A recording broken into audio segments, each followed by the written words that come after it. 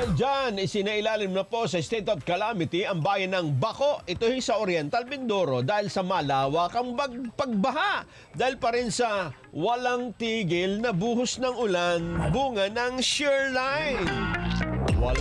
Grabe oh. Walang tigil ang ulan at nasaan ka araw.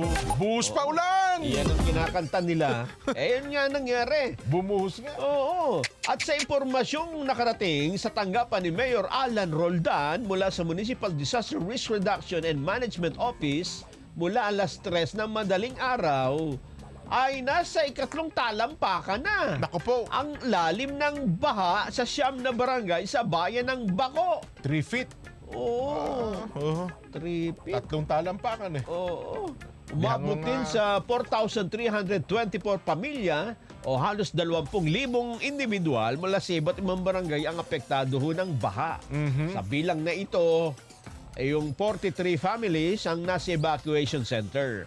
Bukod sa bayan ng Baco, apektado din ang pagbaha ang Calapan City, Nauhan, baha din, at Victoria. Si Cristel, kaya pala ngayon, naano ata eh. Baha pala ngayon ha.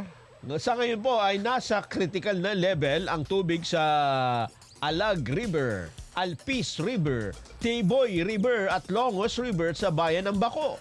Mas mataas naman kaysa sa normal ang tubig sa Pangalaan at Bacuyaw River sa Calapan City. Panggalaan. Yun, talaga naman grabe.